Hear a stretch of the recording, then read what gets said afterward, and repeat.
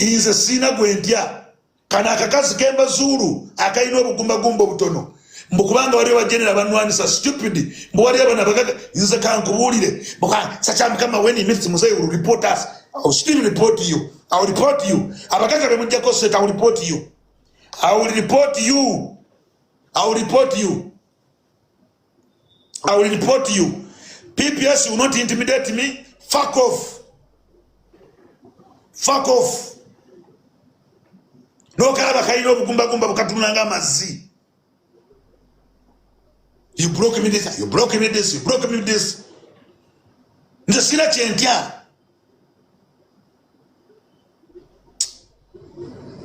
Nze kisacha mukama yense. Let me tell you Gumazi. Nze simite ngako president. Ngampise mugwe. So if you're talking your nonsense, talk your nonsense alone. Mkwanga general gundi kwanga kisacha mukama takolekana mbundi nyoka amazi aniye kwa mnyiro kolekana buli muntu aniye kugamba aniye gamba mazigwe ntize nyiro kolekana buli muntu sija kolekana nabo mazigwe sija kolekana nabo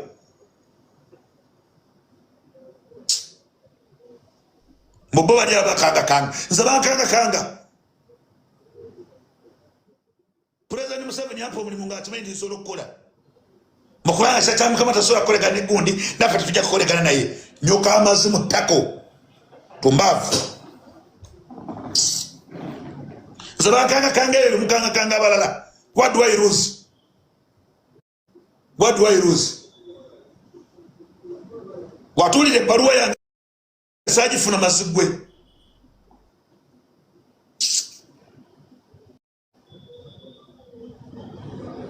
you ogenda kuntegera kalinga kajama semusubi nze tebankanga kanga bino genda mukanga bali abalala I am a brand man. I'm not an orphan. I'm not a completed orphan. President Museveni has given me whatever it takes for my better life. Nawe yakuyambye nosindika kubinya nobera ko muka office nawe notandika okuliya ko kubantu amazi. Fuck you.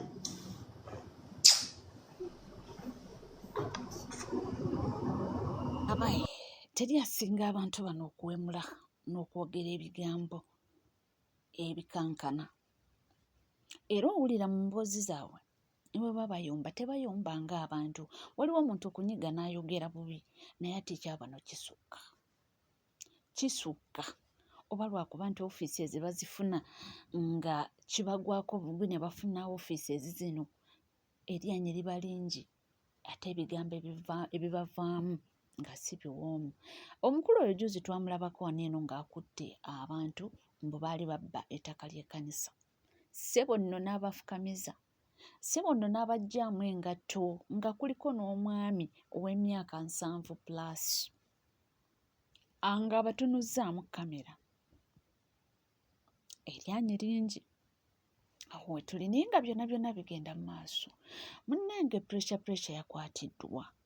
Oba mujjukira bulungi n'abaleetedde wano akatambi ng'asabula General Muhoozi Kainerugaba. Era munnange badde tebasobola kutamutwala mu basement kubanga biri ebigambo byayogedde byadde bizitowamukko. Ate era nga ddala ng'abimwatulira byonna nga weebiri. So bwe twogerera yakwatiddwa ku mulundi guno nti byaddala. Kakati amawulire ge n'akafuna pressure 24/7 bamukutte. Nkiddemu pressure 24/7 bamukutte. Wabula ogenda kumbuuza ki ekimukwasizza ku luno nno byaddala. Ekimukwasizza pressure 24/7 yagenze n'avuma General Muhoozi nga tonnaba kumbuuza yamuvumye eki kubanga of course ebivumo ngenda bikutera wano byavumye Muhoozi. Wabula njagala tukiryalinga empewo Muhoozi si yamukutte. General Muhoozi ono alina akabondo k'abavubuka abamukkiririzaamu era abamwagala. Mpuliddeko mbu abavubuka abo bebeekozeemu omulimu ne bagamba togenda kuvuma General waffe. Era pressure 24/7 ensasagge ebadde y'amaanyi kubanga pressure abeera kyanja. Ensasagge ebadde y'amaanyi nga bamujja ku apartment. Akubye enduulu okuva ku apartment ya waggulu paka eya wansi nga bagamba kimu Museveni wuno ayagala kunzita bannange mujje munyambe era abavubuka ba SFC ne bamukwata ne bamutwala. Pressure nkomye okuwulira nti ali mu kifo ekituufu wabula akwatiddwa.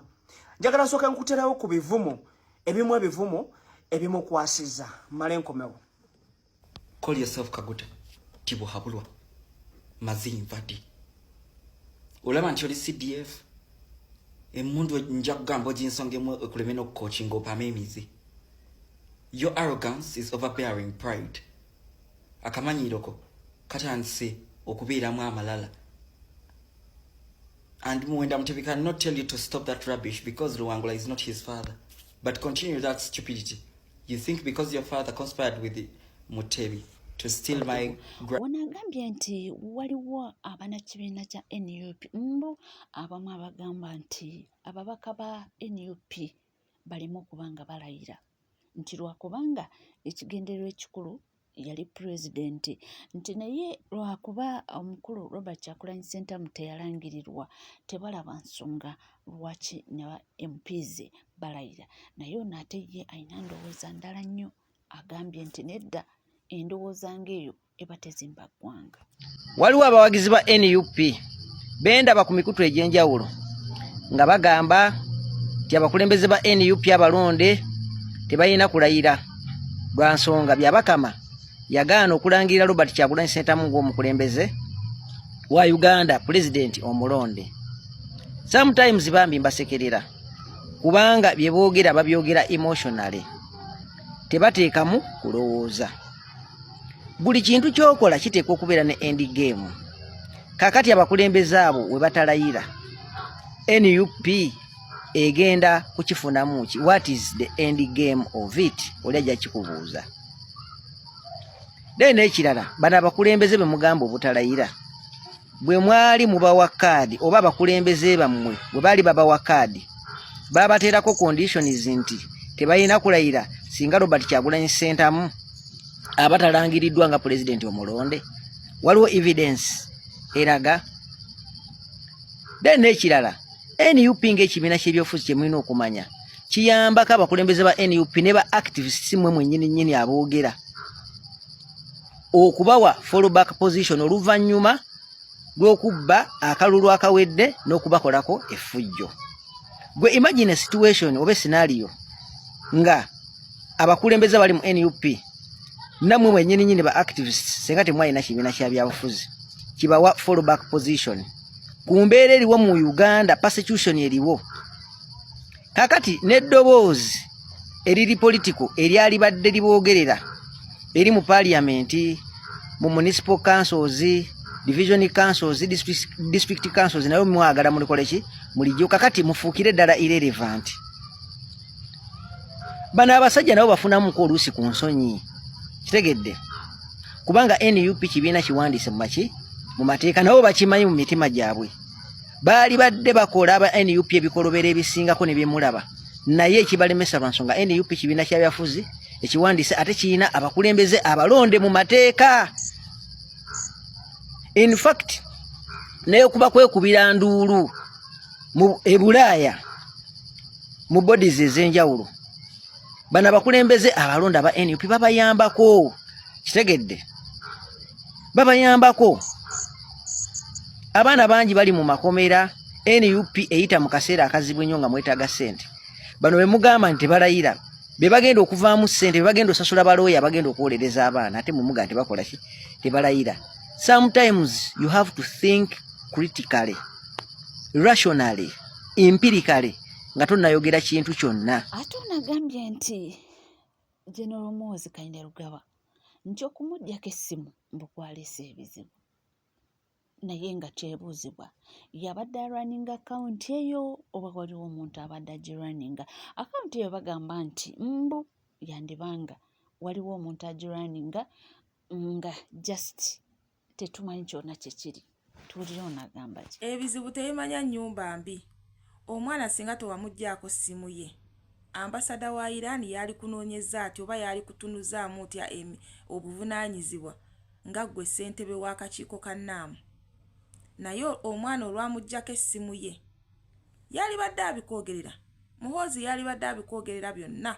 Singa kati X kitokota ng'omwana abyogera naye omwana wamuggyako essimu ye kati olaba ndowooza obuzibu obukwolekedde.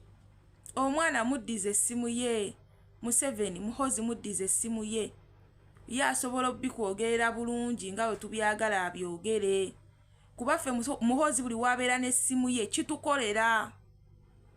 Eggwanga kitukolera buli Muhoozi wabeera n'essimu ye eggwanga nga Uganda kitukolera. Ne kati omwana wamuggyako essimu wuno batandise kujja mu kitanda nti vaayo munnayo beetaaga buyambi. Iran eyagala buyambi. Eyagala ogiwe ku missiles zizooyina okiwulira. Eyagala ogiwe ku basirikale booyina obadde ngo basindika mu Ukraine bafiiriddeyo obasindise mu Sudan abaana bangi bebasse obasindise mu Congo bangi bebasse kati essaawa zino eno nga gwakulira akakiiko ka Naamu Iran yeetaaga obuyambi bwo. Omwana muddize essimu tusobole okubeera nga mission tugiggusa. Kwa buli wabeera n'essimu alhamdulillah ewaffe kibeera bulungi abitwogerera nga bw'alina obyogera. Kati ye ensobi gy'owakoze ndowooza olaba singa tewali akukoowoola tewali wadde wakugamba nti no munnaaye twetaaga buyambi. Ambasada yali badde takukoowoola. Oyo omwana yekka kasitaba n'essimu mu ngalo. Kasitaba n'essimu mu ngalo ate kasitaba n'essimu mu ngalo nga tuvaako mu wiikendi awo. Nga tuva mu wiikendi n'akwatirawo essimu ye mu ngalo. Oyo omwana ayina ekigambo ekisobola okutuyambanga eggwanga. Ye message agitwalanga bw'alina ogitwala n'etuukayo ate etukolera. Kati wamuggyako essimu tuli ku bunkenke ebintu tebikyatunyumira. Kati wuno ambasada wa Iran akugamba akusaba buyambi. Ani agenda okuwa obuyambi? Ogenda kuwaayo otyo obuyambi ng'omwana wamuggyako essimu. Kati ogenda kubawa otyo obuyambi ng'omwana wamuggyako essimu. Omwana muddiza essimu ye. Ddiza Muhoozi essimu ye. Otuwonye olunnabe n'olubabu. Kitegeera. Ffe kuba kitukolera. Naye kennyini kikukolera. Kigenda kukuyambako. Kino ekintu kikuyamba balirawo kino ekintu tekiyamba ffe nga bana Uganda. Museveni kino ekintu kikuyamba naawe. Kubanga abakulemeza ku ntebe y'eggwanga Uganda. Munnaye we bijja nga bakumaamuddeko bumaamuzi. Kikuyamba. Oba weetikudde omugugu kuba kati obusobozi tobuyina obugamba nti nedda nkooye. Ye nteeke waani. Ye nzize waani. Omwana wuno we muwe essimu. Ayogera ebitakwatagana. Okiwulira. Kijja kuyambako nawe kikuyambiramu so ddiza omwana essimu ye. Totutama. Tuvuddewo tugendeko kwa ebyabadde mu kooti Matugga gye baleese Taata Tina eyatta Martin ab'enganda n'emikwano babaddewo bayizi ba Martin babaddewo era kigambibwa nti maama mu kooti yakaabye nnyo. Katugendeyo katini abatubuulire abaabaddeyo nga bwe byatambudde. Kaseera akabadde akazibu mu kooti kwe kulaba ku musibe agambibwa okutta Martin. Kadde kaseera kazibu nnyo. Kankuliseyo abaana abayizi abasomanga ne Martin mwebale bambi. Bannayuganda mulina omuzannyo bannanga. Intaneti tekwemazangamu munnayuganda ddoogo. Mama tinamugambye embeera wano ku right yange. Tufumye kkooti omukazi amaziga ne gamuddamu butono abange yakaziika omwana we. Nene obeera ku intaneti n'osaaga. Nze buli video ya mukazi abadde asaaga nagitereka. N'ekifaananyi nakitereka. Nja kugikomyawo ng'ofunye olumbe mu nnyumba yo. Nkugamba ojjukira olunaku lwaseka. Ne mukulika eyo nze Luuya kigambo olwo ya kigazi nyimya n'abakyala mu ngeri zonna esobola okubaako nyimyana. Tuddeyo mu kkooti ya Matugga. Omusibe ajja kuddizibwa ng'ennaku z'omwezi 2 omwezi guno. Tannaba kukkirizibwa kubaako kyayogera. Gy'emisango mugimanyi. Mulamuzi amusindise ajja kudda ng'ennaku z'omwezi 2 byebyo. Mutukuliseyo nti tukulikeyo. Effe abazadde abalina abaana abalina obulumi gwe atazaalanga wazaala nkima na mbwa kola bwoti. Omanyi mulimu ebikazi ebiringa ebyazaala embwa n'enkima. Gwe sirikako. Ate tusaba ekibiina bwe kijja mu nnyumba sirika. kuno musango gwandaze nti wali ebikazi nga byazaala nkima mwabazaala enkima abazaala ebibe atalina nabaana munda fe tuliwo okuwolereza era nyimiriddewo ku lw'abakyala nti looya ogamba ekigambo ekitono ekigambo looya kigazi tono yagambye nti Abannayuganda mwekaabyeko nti zaabawunyidde dda ko ffe tutya koje kandi baviire ku ntono bibino. Abannayuganda muzukuke mweraliikirire si kulimba obuzibu bwatuuse dda. Ambasada wa Irani nga takuba omulanga eri chairman w'akabinja ka NAM. Omanyi abakalimu mulimu China mujjukira we bakola enguudo ne baziyiwa langi mbu bategekera NAM biki mabegako oba yali 21 China ezze oba ne Russia yalimu bwe bityo naye nga balonda chairman bamulondera Kampala munyonyo wali we bali bategese okulonda chairman nga Mr. Museveni ye chairman. Kakati we mbagambira nti muyimuke mweraliikirire olutalo luli mu Russia olutalo luli mu Iran. Ambasada wa Iran mu Uganda akubira omulanga chairman wa NAM abawe ku by'okulwanyisa oba abeeko kyakola ku lutalo luli mu Iran. Chairman wa NAM alina kuyimuka kuba America ne Isiraeli.